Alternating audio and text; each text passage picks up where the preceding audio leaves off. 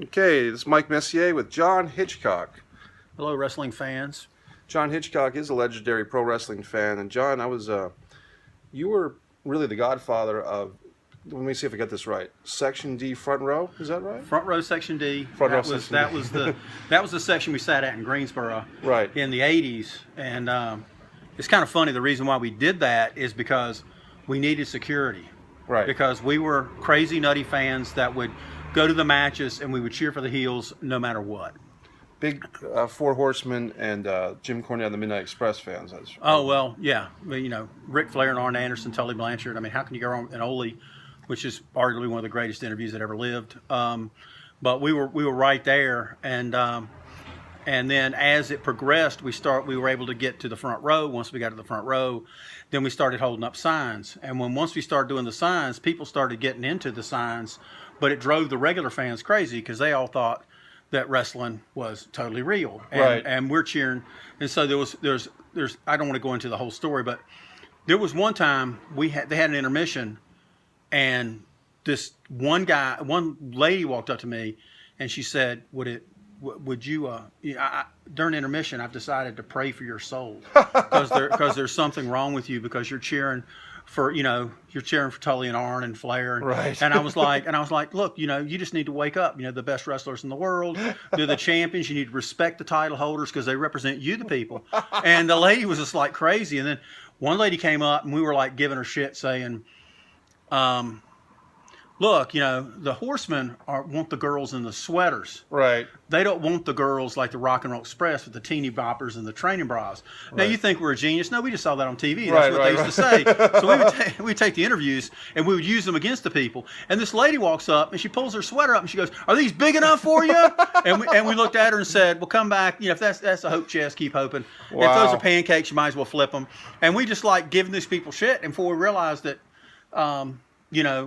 it became a thing, right? And then before you realized that there were people lining up behind us. So Section D became, we were on the front row. We sometimes have 14 or 16 people, right? And that first Clash of Champions, we spelled out Cornette across the front. Yeah. And that was really well received. Jimmy loved it. But anyway, but then suddenly you began to realize that you had 4, 5, 6 rows of smart fans sitting in that section, which means you were protected. Right, you were protected because if you had obsessed, face fans, they would throw shit at you, they would hit you, and they would scream at you, they go nuts. I had one guy pick up a chair and come after me, and I was like, "Calm down, dude. Time out." At least they believed. And well, that's kind of gone now, but still, it became a thing, and we were so visually out there with the suits. We would wear suits, ties. I always wore a straw hat. Right. And then I started wearing a parts unknown hat because I opened up my own business. But the straw hat, of course, was ripped off by the guy at ECW. ECW, yeah. He stole the hat. I've met Hat Guy. He's a nice guy, though. Yeah. He took that, and I'm like, okay, it's cool. Yeah. But it became something, and it built and built and built. And then after a while, it was kind of funny because I had fans calling me on the phone, and they didn't know my name. Right. And they would say, "Are you the wrestling guy?" And I would go, "Yeah, man, I'm the wrestling guy." He goes, "Well, what about this?" And I'd explain it to them, and they'd hang up. Right. And they started telling people, and they would call me all the time. Right. "Are you at the store? Hello? Is this the wrestling guy?" "Yeah, okay." "Is Lex Luger going to win the title?" No, he's not that good. What? Okay. Look, if you have a fixed obsession with a wrestler and you're a fan of that wrestler, if I tell you the truth of what I think, don't get pissed off that I don't like, Flash Funk or something. So give me a break. So it was kind of funny. And then I had fans calling me, and they said, when wrestling started to fall off, and they went from, these are house shows. We would have 12, 14,000 people. It went to like 6,000 and 7,000 and started to fall. In the early 90s in WCW. And when that happened, I'd have fans call me and goes, "Are you guys still going to go?" And we're like, "Well, yeah. You going to have posters?" "Yeah." And it says, "Well, if you go, we'll go." You kept WCW in business. Well, a little bit. Bischoff and Russo should have employed you guys, because I remember that you guys were kind of instrumental in the Horsemen initially getting over, I believe. Well, that was the famous night where we spelled out Horsemen, and we were up in the orange seats. Right. And we spelled out Horsemen in big block letters. They were poster board. Yeah. And in block letters. And then when Ricky and Robert came out, we flipped it, and it said Romper Room. That's funny. And because they had said that, big girls in the sweaters, we like, and then they're Romper Room. Right. And I was like, okay, that's cool. So we started thinking about it, and it was so funny. Back then we had this store. This is another store I used to work at. We had these big counters, and we'd have customers coming in, and we'd say, hey, man, you got an hour? And they go, well, yeah. And we give them a magic marker, and they'd fill in the filling in the thing to spell out Horseman. And so it was so funny.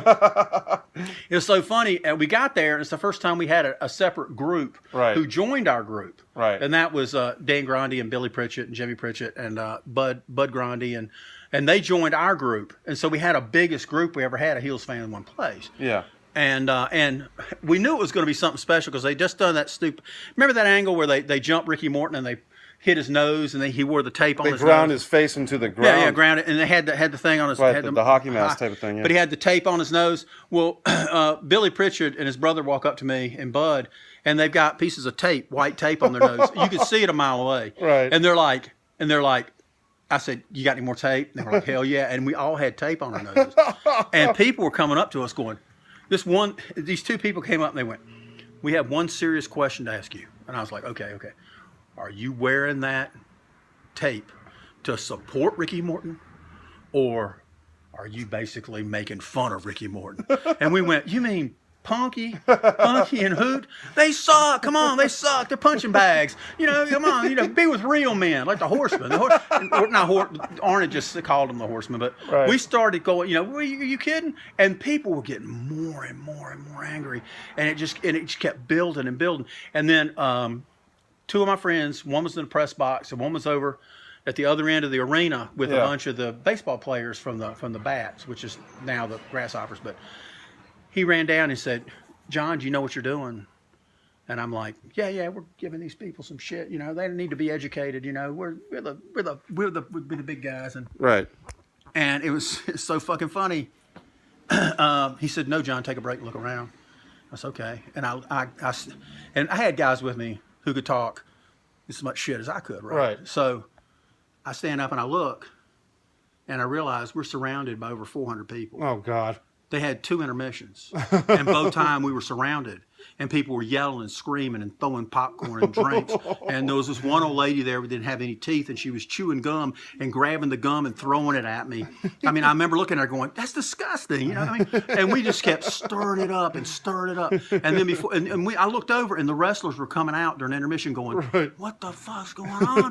Look at all these people. What the hell's going on? And these people were coming in. The wrestlers were watching this heat because it was like you'd never seen, I mentioned to JJ Dillon, he was at that show. Right. And I said, do you remember the night? And I told him about it, and he goes, I'll never forget that night as long as I live.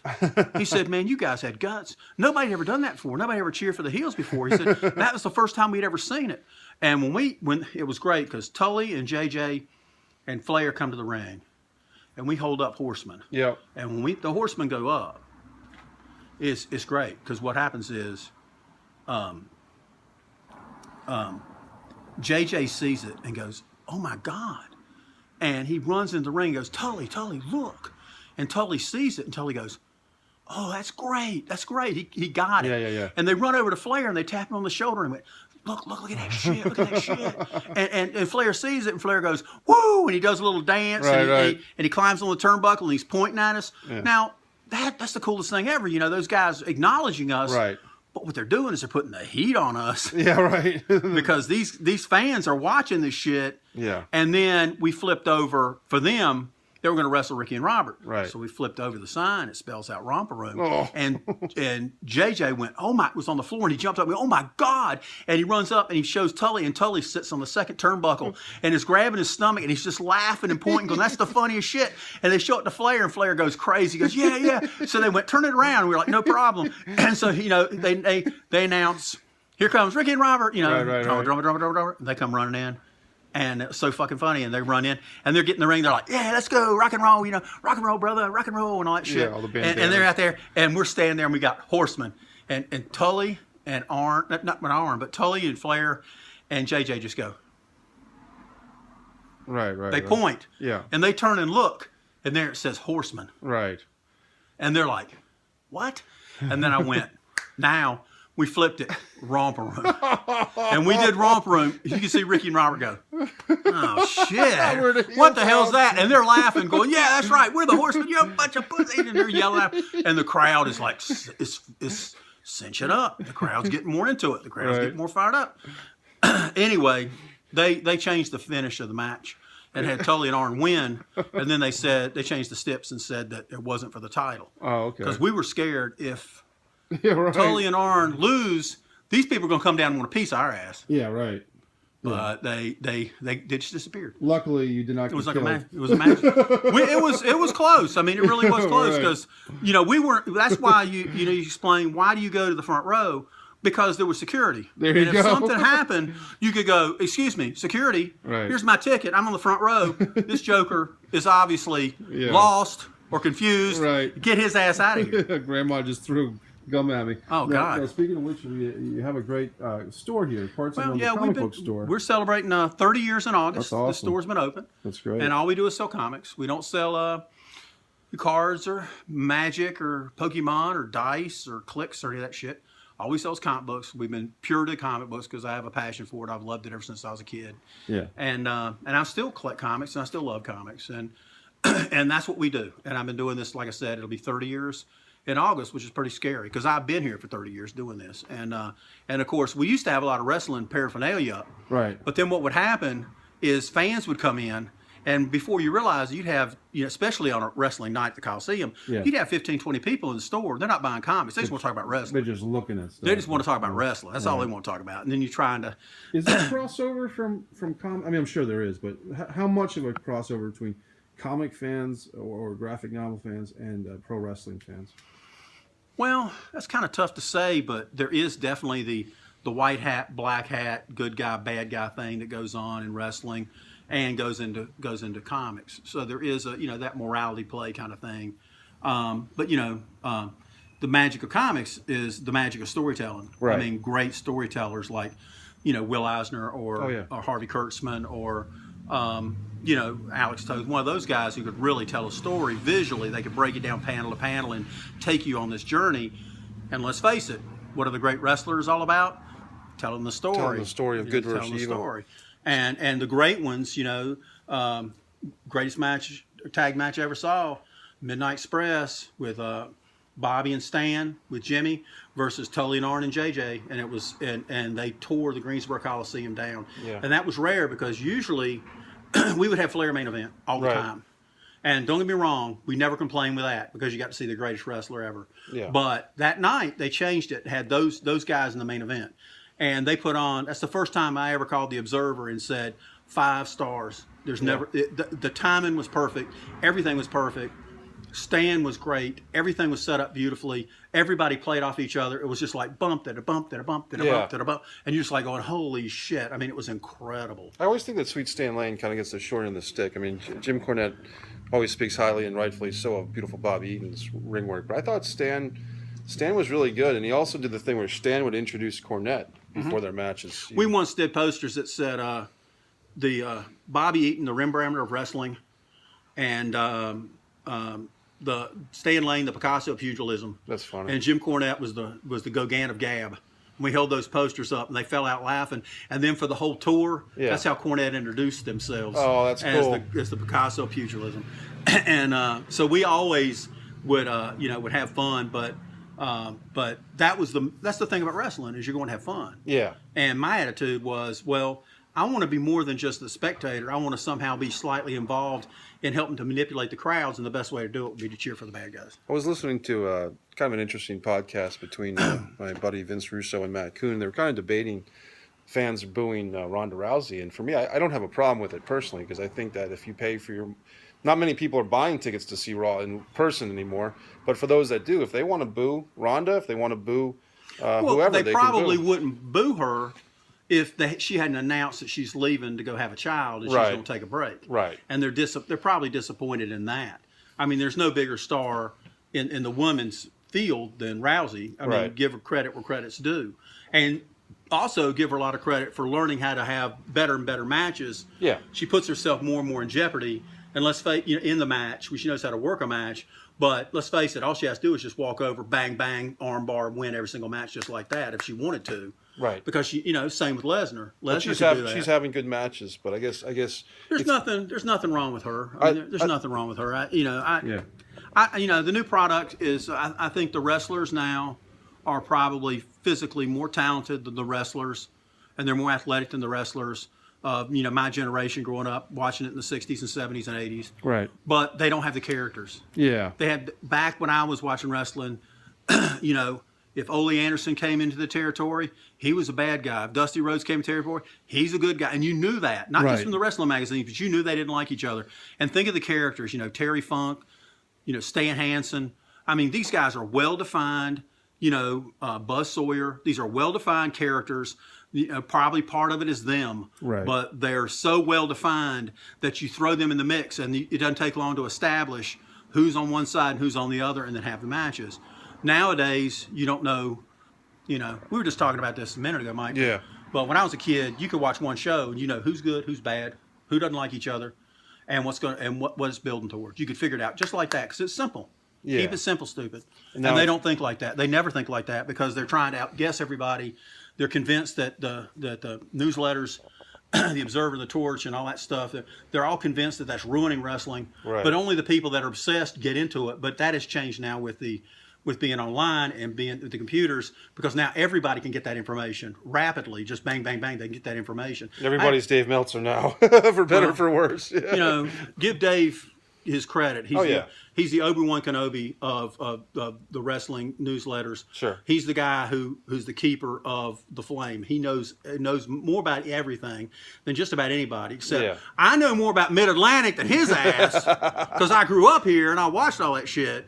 But, I have nothing but the highest, absolutely the highest respect for Dave because, he's, besides being knowledgeable, he's a great guy. Yeah, I've heard good things. Let's take a look at your book real quick because I know you have customers that are waiting patiently, and thank them for waiting. Customers? What? This is your book? Yeah, this is my book. It's basically, I tell the story. You can get it on Amazon or you can get it here at the store at Parts Unknown. Yep. But it's basically my journey as a wrestling fan, being a kid, watching it on television. And then my older brother works at the Coliseum, and he said, hey, you want to go? Right. And we jumped in his Volkswagen, and we went to the arena. And he said, there's two things you got to know about wrestling. I said, what's that? And he goes, well, one, it's work. Yeah. Okay? They know each other.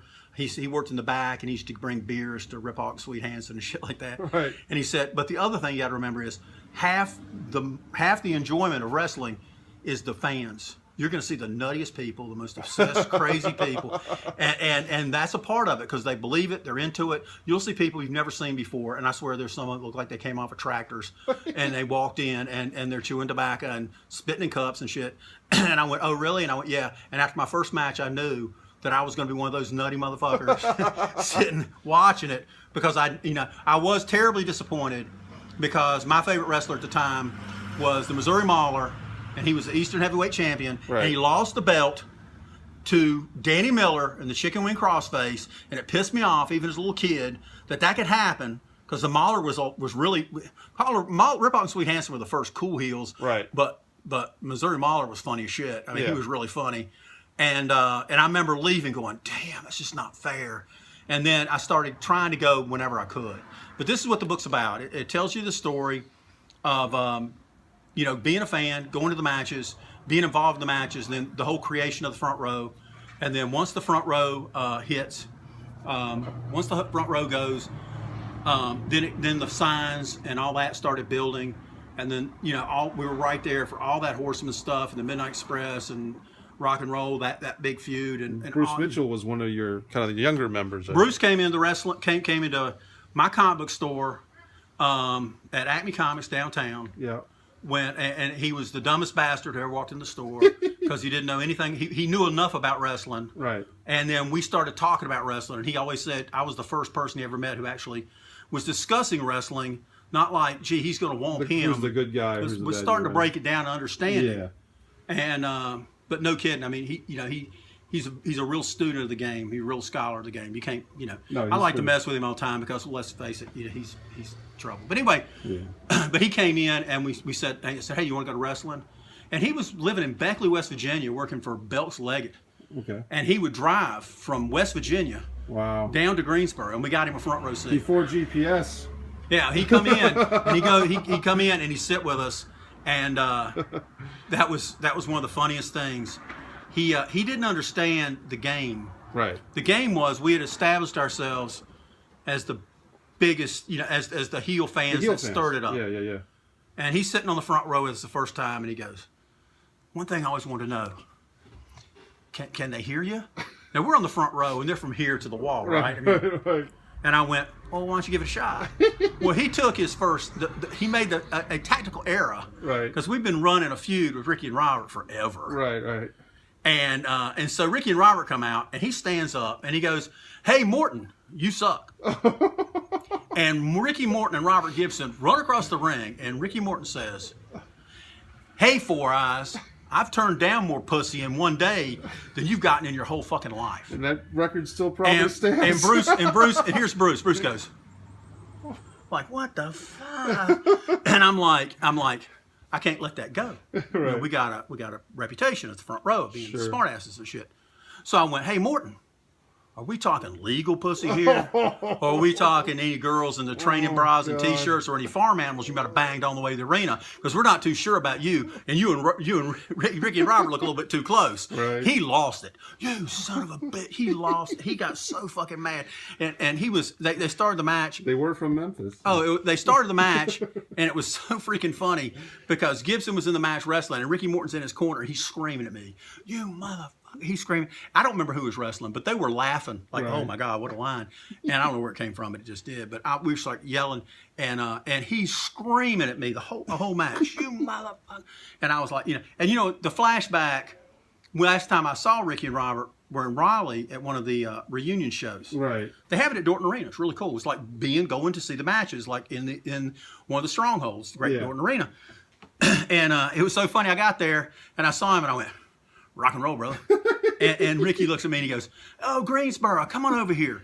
And he goes, hey, "Oh man, you asshole." And he starts yelling at me and I'm like, yeah, that's true. And he goes, "Hey, Robert, you remember Greensboro?" And Robert goes, "Yeah, it's good to see you, Greensboro." He goes, that guy's the biggest asshole that ever lived. He gave us so much shit. I hate that motherfucker. And he's like laughing. I'm like, "Okay, that's great." And Ricky goes, "Come on, I'll introduce you to somebody." And there's this girl behind the counter, behind his little table. Right. And she's sitting there and it's great. She's sitting there and she's going, she goes, Ricky goes, hey, I want to introduce you to Greensboro." They never remember my name. It's just Greensboro. Right. He said, "I want to introduce you to Greensboro."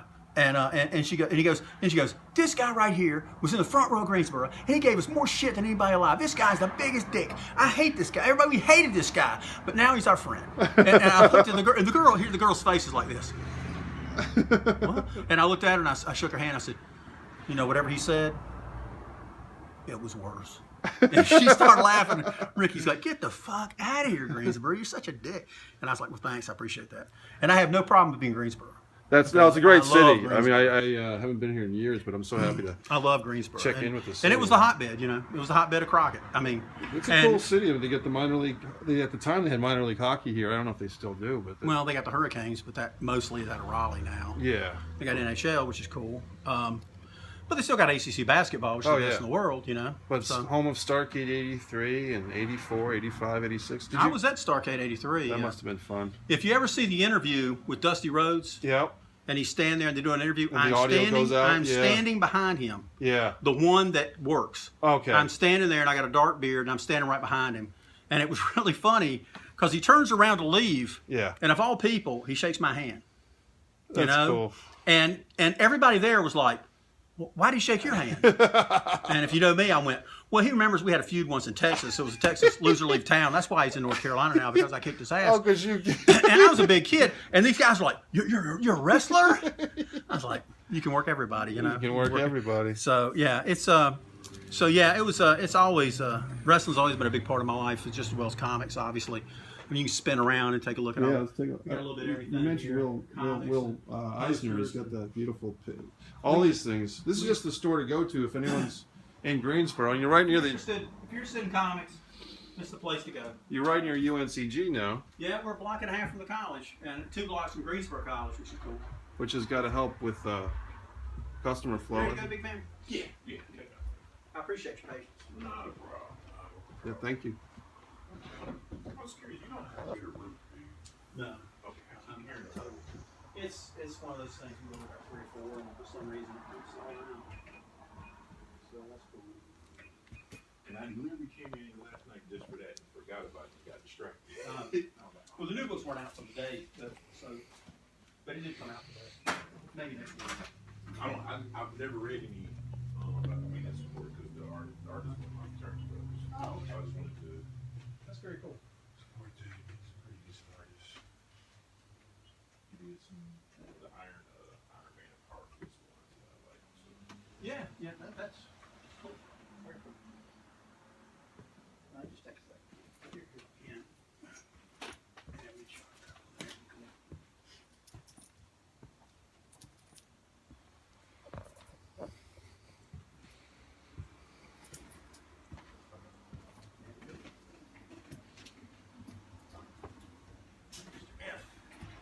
Get your autograph on there, big man.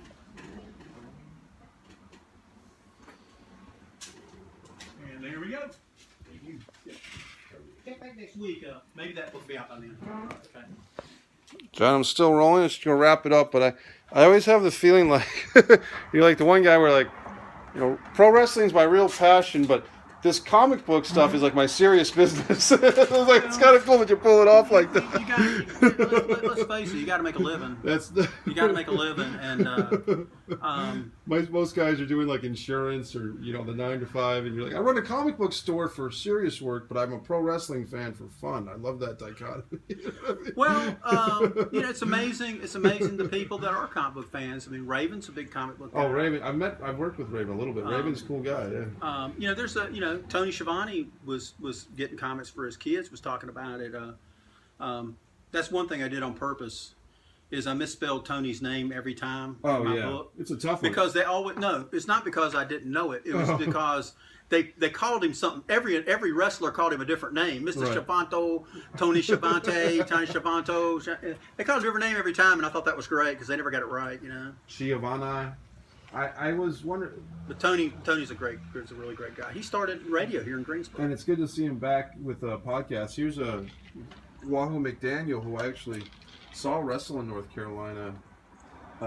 He sent that to us. Wahoo sent that, and then the Flair sent that picture of him. It says to John on the front row, and the other picture is a picture of me with Ray Bradbury, the legendary writer, who's my favorite writer, is Bradbury, and I got my picture made with him a couple times. He was a really, really sweet guy.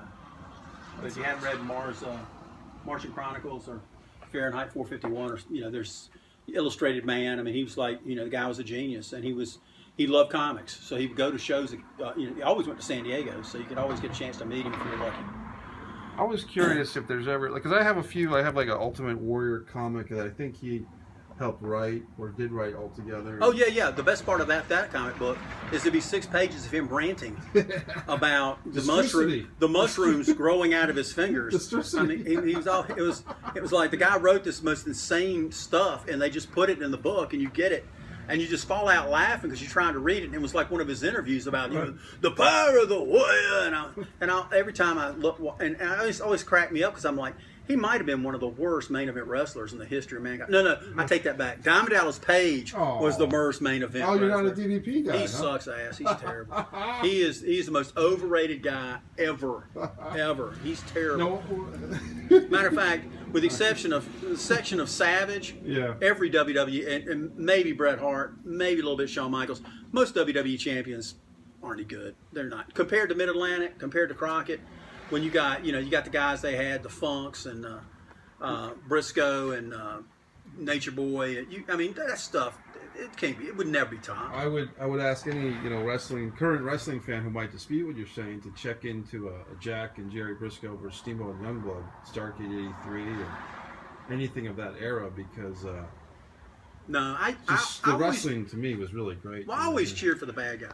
Yeah. And there's a whole new, and thank God for it, there's a whole new group of wrestling fans coming along from these new generations. Right. And they find this stuff on YouTube, and they love it. Yeah. Because whenever you go to a big show now, if you go to a comic book show, let's say, for example, Flair will be there or somebody like that, there's lines for him because people know that guy, and they know Right. his raps, and they know his stuff because it's in the network, and it's also on the WWE network, and it's also on YouTube.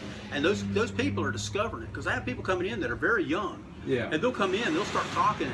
And I'm like, well, you can talk it, but I lived it. I was there. I was on the Right. front row, buddy. I saw that shit, you know. That night we were talking about the Horseman Romper Room. Right. When that shit was over, Jim Crockett ran to the dressing room. And he just basically said, what is this Horseman shit? What the hell is this? He said, man, it's like hot as shit. And they said, well, Arn did an interview calling us the Four Horsemen of the Apocalypse, and those fans grabbed it and they ran with it. Yeah. And he goes, well, I don't know where it started. I don't know how it started, but from now on, you guys are the Horsemen. That's it. Well, we got to make some vitamins. The I Horseman. wish I had some Horseman vitamins. I could use them right now after this rant, you know.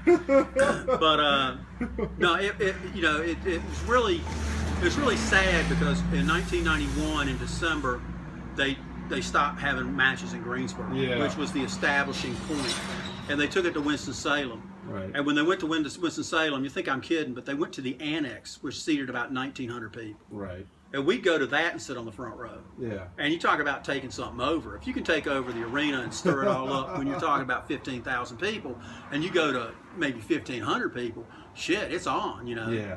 And we used to have, that was fun, but you could tell that they were trying to go on the cheap. They're just trying to save money. Right. They didn't understand the history of Greensboro. They didn't understand how important it was. I was always pissed that they took Starrcade out of Greensboro for Chicago, and I guess. You know, on the mothership, the 605, I Yeah, sometimes Brian do Last, yeah. Brian Last, I do. He asked me the question. He said, "Is that really?" I'm not on the screen now. Oh, okay. He said, "But that is He said, "Is that true?" Right. When about Starrcade and the fans turning. Yeah. And I said, "Look, everybody was a wrestling fan. Everybody was into it. I mean, it was culturally acceptable to talk about wrestling at any venue. Right. It's incredible." But when they had the first couple here, and it was like, it was sold out, everybody's into it and everything. And then when they decided to split it between here and Atlanta, and they tried to split it between here and Chicago, Right. you could see the fans go to like 9,000 people, and the Road Warriors are wrestling Tully and Arn in Chicago, and the crowd in Greensboro is down to 9,000, and they're watching all the main events on a screen, They're not. and you could see the fans going, "This is an insult to us. Yeah. This is an insult." And you could see it in the crowds. The crowd started just turning the TV off, and they started leaving it. And they were incensed because they were, when I was a kid and I grew up, Thanksgiving, you'd get up, you'd watch the parades, you'd have your turkey, you'd watch the football and see Right. the Lions always lose, take a nap, get geared up, and go to the Coliseum and check out the show. Right. And this was part of our heritage. I mean, it really was. It was, everybody did it. The Coliseum be sold out. You had to get your seats. Yeah. And everybody would go. And this went on for years and years and years. We're starting in the 60s. Back in the before the Coliseum was, they used to have it in Lexington. Right. But even before that, they used to have wrestling downtown in Greensboro on the roof of the YMCA. And it was ingrained in them. It was part of their life of going to wrestling. And when they insulted those people by listening to the Road Warriors and Luger going, "We got to be big city. We can't go to these little dinky Greensboro. We look like Hicktown. We got to go to the big cities and make a big splash." They hurt those people's feelings, and they did not come back. You hurt their feelings, they hurt their wallet, because you're right, and people don't know that there was wrestling in Greensboro at the Coliseum on Thanksgiving night before Starrcade. Oh, yeah. People Well, don't- these were house shows. It was called the Thanksgiving night tradition. Well, it was, and also on Christmas Eve, either okay. Christmas weekend, Right. it was another big night. Right. But it doesn't take a genius to figure why they go to Greensboro. Yeah. They're based out of Charlotte. The Right. Charlotte, arena will only sit about 9,000 people. Yeah. Dorton Arena maybe 8,000 people. Greensboro 15,500. and it's I centrally mean, located. Jesus, but it's right. It's the biggest. You sell Yeah. more tickets. It's financially. Right, it's When great. they did the first Starrcade, so many people showed up for that they opened up the annex building on the side, put a couple of TVs in there, and they sold $5 a piece, and they sold that out. That's awesome. And you're talking about the match, the famous match, the one with Kernodle and Slaughter versus Steamboat and Youngblood, where they had cars backed up for 20, 30 miles coming Right. from 220 on in Virginia and coming up 4085 from South Carolina, and they had the biggest car mess you've ever seen in your life. They still talk about it because everybody was coming from everywhere to see this stuff because cable had said this is it, and you knew that was going to be the match. Yeah, that was going to end the big feud. Cornudo had that mask of blood. Oh, he was a terrific wrestler. I mean, he doesn't get the credit he deserves because he's a very, very talented guy. There's a lot of guys who, I mean, even my friend Knox Baker was one of those guys that kind of falls through the cracks of. They'll talk about Sergeant Slaughter, and rightfully so, but a guy like Don Cornoodle, who was right there with him for many of those tag team matches with Youngblood and Steamboat, they just kind of forget about him. I guess he did have a WWF run briefly. Cornoodle did in '83. I think just one of those things. Yeah, people have a shelf life, I guess. But he definitely was the right guy at the right place and time to be with Slaughter. And then they brought in Private Nelson. You remember they had Jim Nelson and he had his head shaved, and he came in, and that worked perfectly too because he looked like a guy that just got out of boot camp because he shaved his head, and he had that big head, but he was a talented guy too. What is your advice? I do the Mike Messier Wrestling Rants, and a lot of times I try to. This is a rant. I like it. There's a lot of fans that watch my stuff, even younger people who are kind of getting into them. What do you say to the younger wrestling fans who maybe they're watching WWE Raw and they kind of like, man, this doesn't seem right. This 3-hour show, and we're having all these scripted promos, and some of the matches are just these 6-person tag matches that go nowhere, and our favorite wrestlers from NXT come up to the main roster, they get buried. And do you have any words of encouragement for these younger fans who might be a little disillusioned with the current WWE? Well, let's face it. There's definitely problems with these storylines from week to week. Right. They seem to kind of they go one direction and suddenly goes the other direction. The only time it really makes sense is when they do that build to WrestleMania because they have to. That's the showcase. They have to keep that. They know where they're going to go. Yeah. But if I was a young fan, if I was like 15 or 16 years old, I would be on a WWE network. I would pay the $10 and I'd start watching Crockett. I'd watch Bill Watts. I'd watch the Cautionary Tale of the Von Erichs. Oh yeah. I'd be watching as much of that the Crockett stuff as I possibly could and get into the history. Make yourself become knowledgeable on the history and have respect for the people that came before, and watch some of that stuff because all that stuff, some of it may be goofy, but it still goes in a direction. It makes sense, and that's really, the wrestlers are some of the greatest athletes in the world. There's no off season. Yeah. They work their ass off, but you have to respect them. But then on top of that, if this product now doesn't make any sense, well, that's what EML. AML, the stuff Cody Rhodes and the AEW, the Bucks are going to do, and they've got Jericho coming in, and they got some other people coming in. I try to get into that because that's ground zero. That's where it starts, right? Yeah. And then I would I'll tell you something else I would do is if there's an independent show within a half an hour, 45 minutes, if you got transportation, go and support that. You can learn more quicker on a front row of an independent show than anywhere because you can sit right there. The stuff, the CFW out of Gibsonville, you sit $20, you're on the front row, padded seat, all the pizza you can eat, all the soft drinks you can eat, $20, and you can see some of the most amazing stuff. And sometimes they screw up, and sometimes they don't. But, it's a great show. It's worth every penny. It shows at 7, ends at 10, a little after 10. Perfect booking. Everything's great. I would support my local wrestling the best I could, and I would get into the history of it because it's a very, very ripe and fertile area to get into. Sounds good, John. We'll let you get back to your business. Check out that book one more time. That's me on the front row. And people can get Giving this. Dusty Road shit. Is there a Parts Unknown website, or do you have a website? We're on Facebook, Parts Unknown website. You can find us there. I look forward to reading my autographed copy. There you go. Well, thanks a lot. John. Appreciate you coming by. Buddy. Okay, Madman Mike. Take care of yourself, buddy. Mike Messier, Parts Unknown. Okay.